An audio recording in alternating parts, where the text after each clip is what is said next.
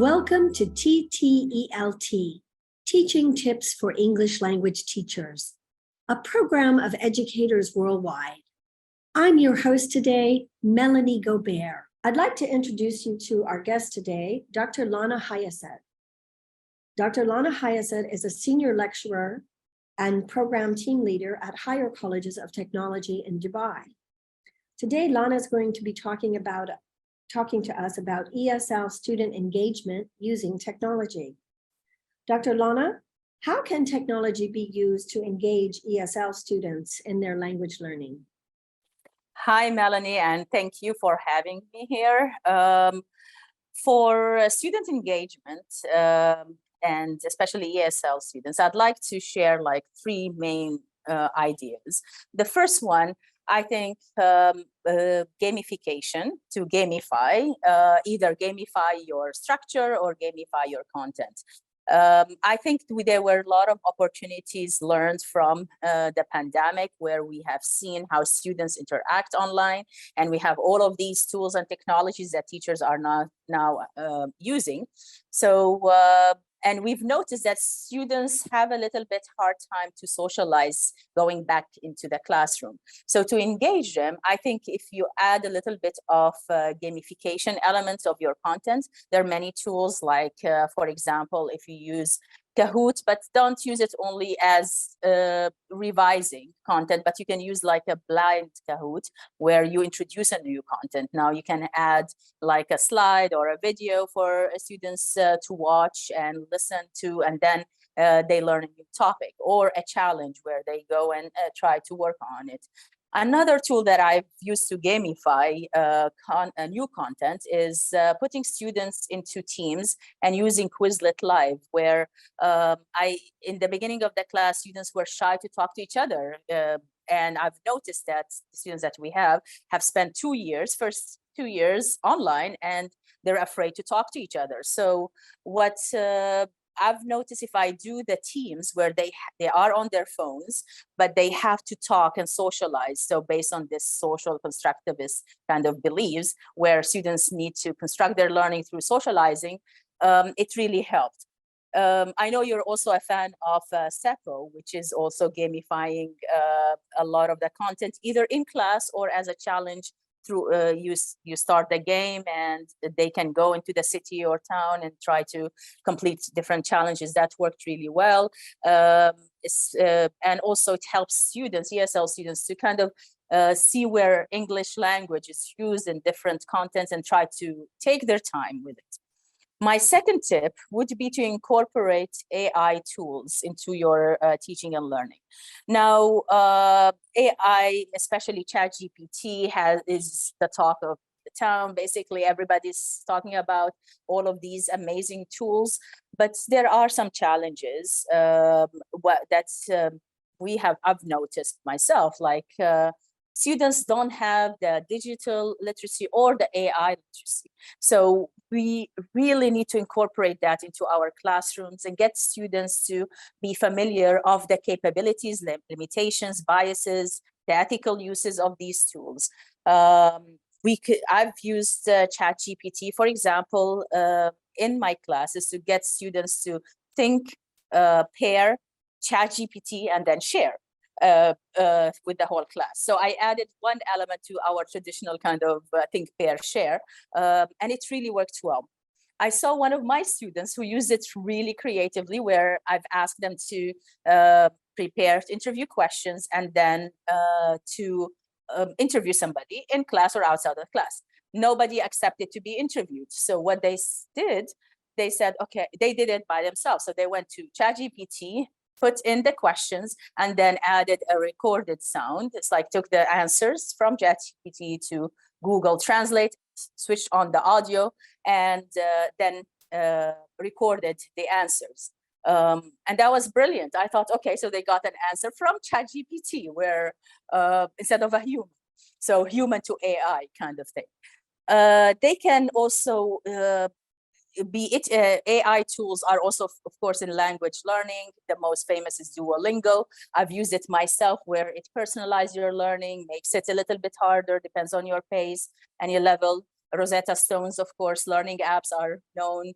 there are many learning apps that use AI capabilities to personalize and give you your learning and give you challenges based on that. So I think we should really infuse AI into our teaching because it does help a lot. Things that students, the third tip that I would focus on is critical and creative thinking, because what I've noticed is that our students really lack in those going back to the thinking skills. I like Edward de Bono's saying when he said you can analyze the past, but you need to design the future. So if we go back to elements of design thinking, of elements of Socratic questioning, and try to teach students advanced prompting that can be added to AI tools and all the technologies that's available, it would really help them a lot, especially this our generation of learners that we have, who are supposedly growing up with technology, but they need the help in trying to use it in more effective way. So those are my 3 tips. Just one follow-up question. How Yeah. can teachers integrate tech, including AI, effectively in ESL classrooms to achieve the learning objectives and to increase motivation? Yeah, so when you first start with AI tools, you think, oh my gosh, this is like amazing. It's so exciting. It gives me all the perfect answers. It actually doesn't give you perfect answers unless if you ask the right questions. So what we need to do is to introduce some AI projects to students and try to teach them advanced prompting. How do you ask the right question? And I like also one of the old strategies that I've used many years ago. It's from the Right Question Institute. It's a question formation technique where you just tell the students, here's the question focus. This is our topic, give an image or whatever. And then they write down questions, open and closed questions. Then they need to prioritize their questions, which ones they want to answer, switched from open to close-ended, and then focus on what question they want to ask. So teaching students how to ask questions is very important. Teaching them advanced prompting, so not to use like AI tools like Google search, but to use it to, for example, telling ChatGPT, I am interviewing for this kind of job. What type of question should I expect? This is my degree. Give a context, teaching students how to write context about a situation they want to ask.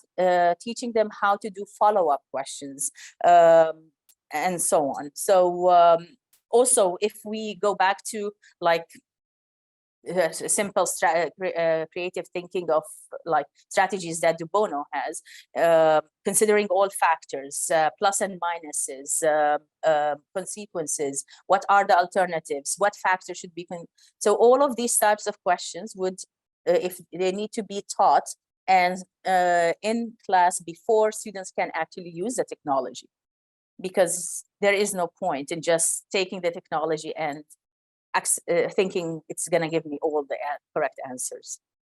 And one final question, what are some of the challenges that ESL students face when they're learning content through the medium of English?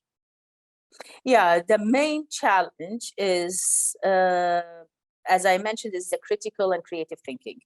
This is really, they do lack digital literacy. Even though they know how to use a phone, they know how to use, that's something we have observed for many years, but they lack not only now digital literacy, they lack AI literacy. They think this is amazing. It's like, they can give me all the answers, but it's not giving me the right answer. If you verify, for example, give me 10 resources, APA reference on this topic in a research class, in a content class, they would give you, but if you go and verify, many of these references do not even exist.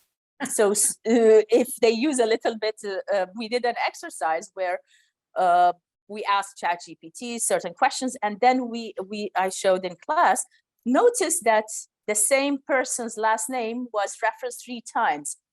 Maybe that family must be really talented in this topic to have 3 different people talking about the same topic. If you try to find that reference, it doesn't exist. So it's really important to use critical, creative thinking, and that's what's missing. So it's not just accepting information, but challenging that information, evaluating it, and thinking about the bias that might be involved in there as well.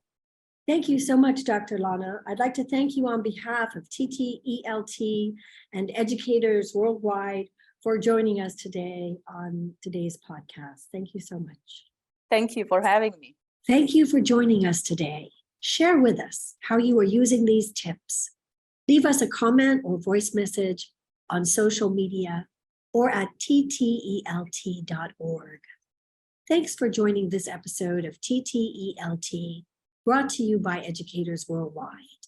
Follow, like, and subscribe to TTELT on your social media, and try a new teaching tip today.